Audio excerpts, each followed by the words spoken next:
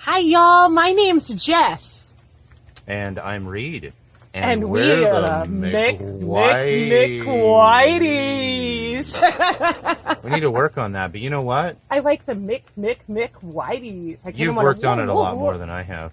I worked on it for like 15 seconds. You know what? I didn't work on it at all. That's probably why I don't have an intro. Well, we share the intro. That's what this is all about, right? Right. It's So us, I'll go our life. McWhiteys, and you'll be Wick. What did you say? I said McWhiteys. There we go. You gotta have the, like...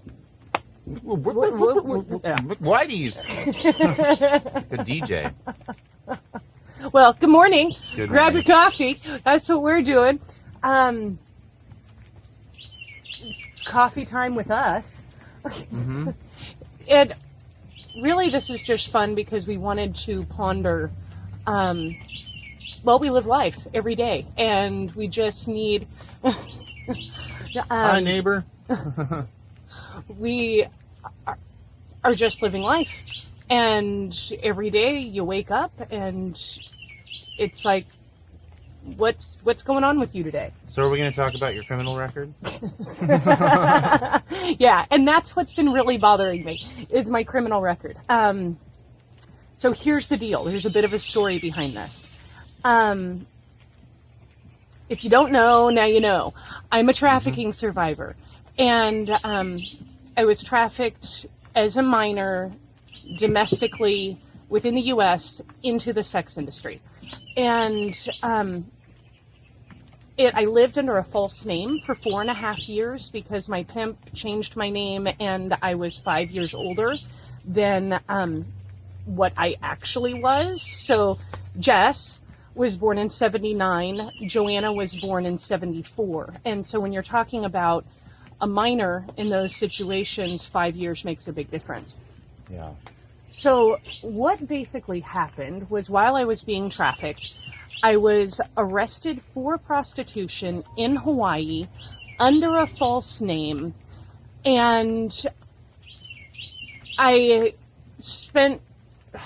It gets better. Right, I spent some time in jail, and then what my pimp told me was that he paid off the judge, and my record just, they weren't going to find me, don't worry about it. So I didn't worry about it.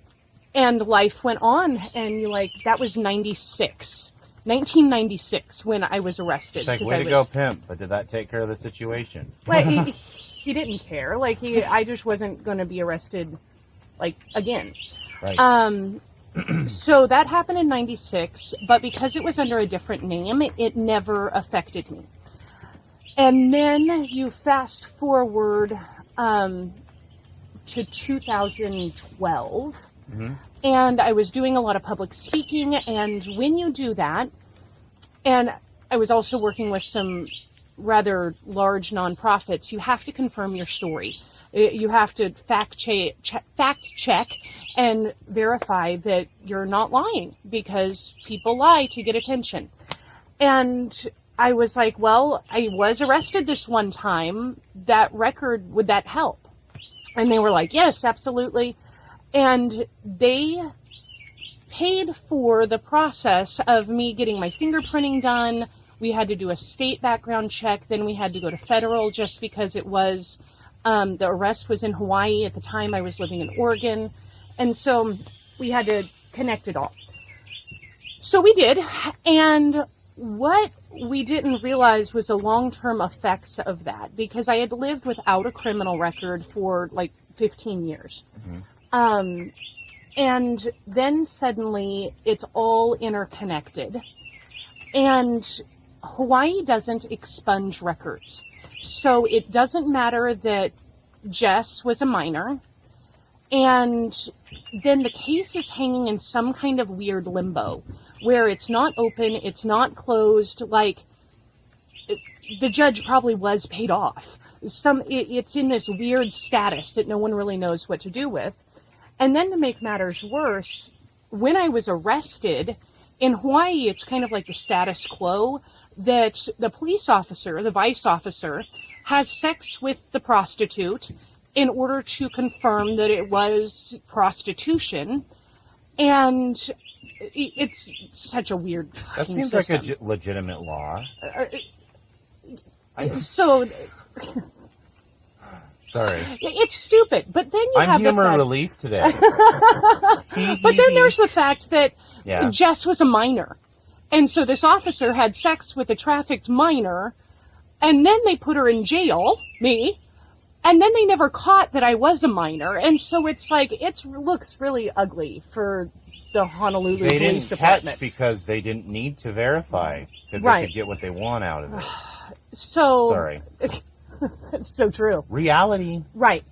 So the long-term effects of having a criminal record mean I'm not a sex offender, but prostitution is a sex offense, which means anytime I apply for an apartment or to rent a house or to rent anything, it comes up on my background.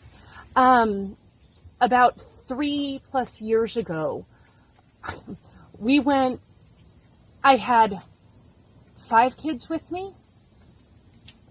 At least 5 of our kids. We've taken part in raising others that it's just been a beautiful journey. But I had like 5 kids with me. I'm at an apartment complex. I'm filling out the paperwork. And Reed was there, and I'm talking to the property manager. And they literally were so upset by my record from '96 that they escorted us off the property. And I remember just sending Reed like to the hallway to be with the kids. Let me talk to them. Because I'm like, this arrest is actually what verifies and proves that I'm a survivor of trafficking. It proves that I was a victim of trafficking. It doesn't, and I don't have any other record. Like, that's just freaking stupid.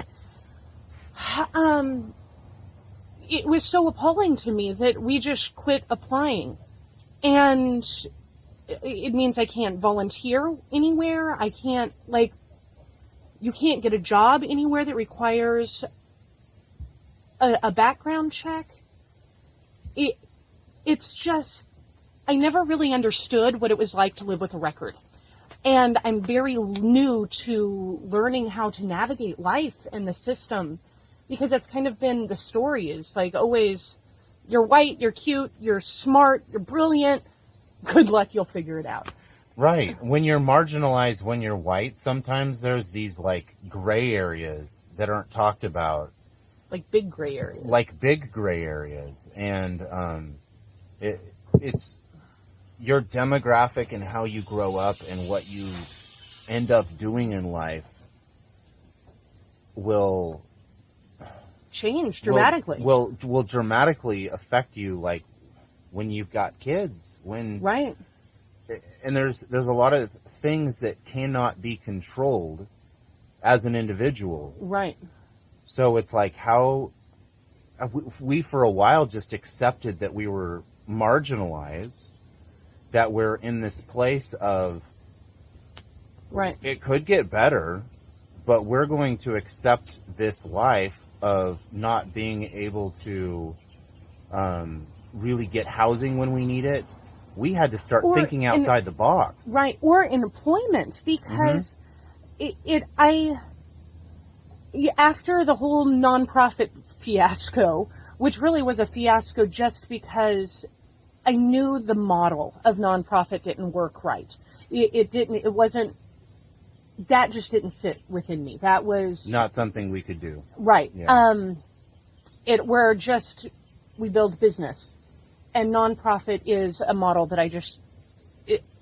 it's not where our heart is. With me, it's too much presentation. Right. Not enough work. There was this time where it's like, I have this extensive resume where I could go easily jump in as the executive director, CEO of a nonprofit and really make a difference. But I can't. Even though I qualify, like on every single point, my experience is there, I can't pass a background check. So I ended up bartending. Because you know what? Bars don't care. And that's freaking awesome because I had at least a different skill to be able to provide an income Right. for our family. Right. And when Quincy was sick, that was vital. Right. Like, we had to have something. Mhm. But now as we're, like, climbing out of, that process. Okay, so anyway. Yeah. The reason why this is coming up is I recently contacted the big nonprofit that paid for the record and my record to be connected. I was just like, listen, I don't think any of us knew the long-term effects. I just need to let you know how this has affected not just my life, but my husband, our kids, and how we've been able to move forward. And it's really not cool. I've done enough research to understand that I can't get it, my record easily expunged because Hawaii doesn't do that. And then because of my case hanging in limbo, it's totally different. So they took some weeks to get back to me, which is always nail biting. And then when I finally talked to the CEO, he's like, I'm going to put you in touch with a lawyer. And the lawyer's like, great. And like, he's like, okay, I'll look at this when I get a chance to do it pro bono. And this was like weeks ago. And so his big day to look at it is July 14th, which is less than a week away. And I'm kind of in this nail biting point where that's why I woke up thinking about this, because I'm like, what's going to happen? What's he going to say? Like, I just really want to be out from underneath this. At the same time, I can deeply sympathize with individuals where they don't have the option of getting something expunged, where they just have to live for the rest of their life with a record. And that alone is part of my privilege. And being able to see that is an advantage that a lot of people don't have. Right. That's very real. But yet, because I've lived with this for now 5 years and being escorted away and just like, oh, you're one of those. And it's treated that way over and over and over again. And it's like, listen, you don't freaking understand. When you go to 12 different, is what I counted when we came to Austin, Texas. Oh. 12 different places that we were rejected from because of the background check because of the record. Clear, because of the record. Like, our family is sleeping in other people's houses, like homeless, and we had a small amount of money to be able to pay the deposit and to get in. Like, we had enough money to do that, but we just couldn't get in because of my record. Because of a record you had from 96 as a minor, right? From a police officer who slept with you. He paid me for sex to be able to arrest me, not knowing I was a minor and being trafficked at the time. Using it to his advantage. You know what? Because that helped his job. You know what's so fucked up about that story to me? Is that I remember the cell that they had me in. Because the first night I was in with a woman, this old lady, like, I was 17. She seemed like she was 150. But she was going through horrible withdrawals. She's shitting and puking all over herself. And she kept asking for a candy bar. And I was finally like, please just put me in a cell by myself. And they did. And they put me in this cell. And it was actually a pretty large cell. It was like 12 by 12. You could tell it was like a holding tank for lots of people. But they put me in there alone. And I didn't get clothes, so I'm wearing this short I was wearing my street clothes in there. They took my heels, but I'm wearing this short little black skirt and this like bronze and black striped shirt. And it's skin tight because I was working the streets. That's what I was doing. And there was a camera in the ceiling and a toilet and no toilet paper, and they said they could give me blankets or a pad or something, but they have a big problem with bed bugs. And so they don't suggest it. And so I'm literally in this cell with absolutely nothing but the 2 articles of clothing, because they take your bra, they take everything, your underwear, they don't, with a camera in the ceiling and no toilet paper. And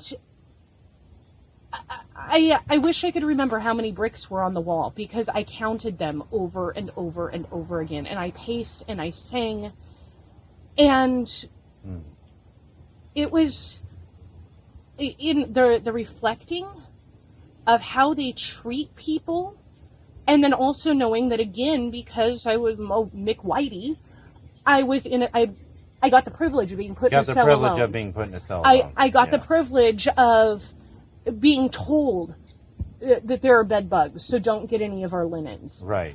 So it's like, even within the ugliest of situations, there's privilege.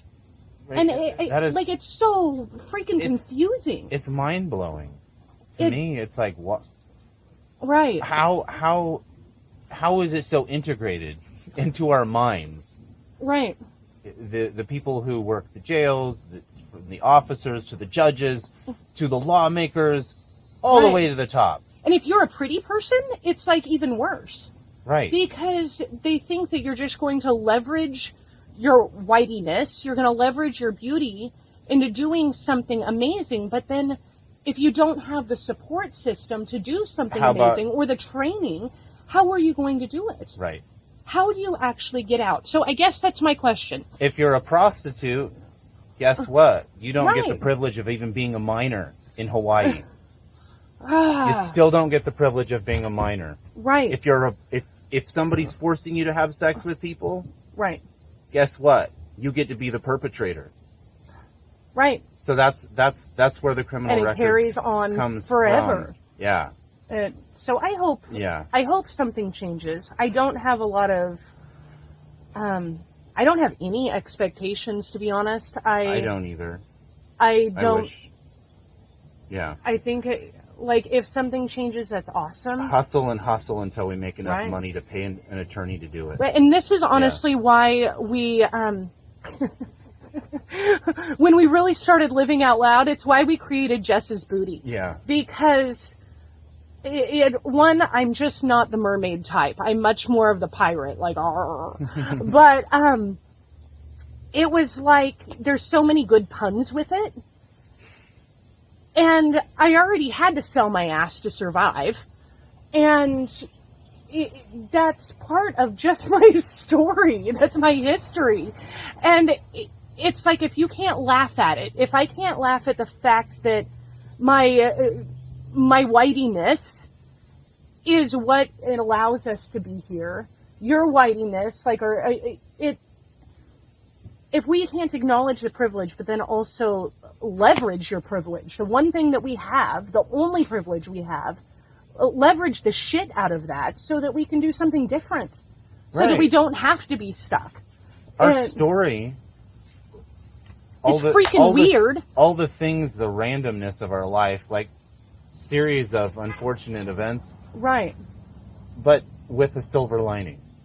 Well, there's got to be a silver lining. If Otherwise, there's not you a just kill silver yourself. lining, it's like series of unfortunate events. If anybody's seen the movie, audio, read the book series, it's just like these kids are... Which I haven't. Yeah, these kids, the craziest things happen, and it's like, if it's going to happen, it happens. Like the doorknob splits into 1,000 pieces. It's a glass doorknob, so why won't it? That's our life. It's like we build a business, and things are going good. I go public with my story. 2 months later, Mom gets sick. She dies. Like, everything starts to crumble. Death happens. Death happens. Like, she's totally healthy. Diagnosis to death in 13 days.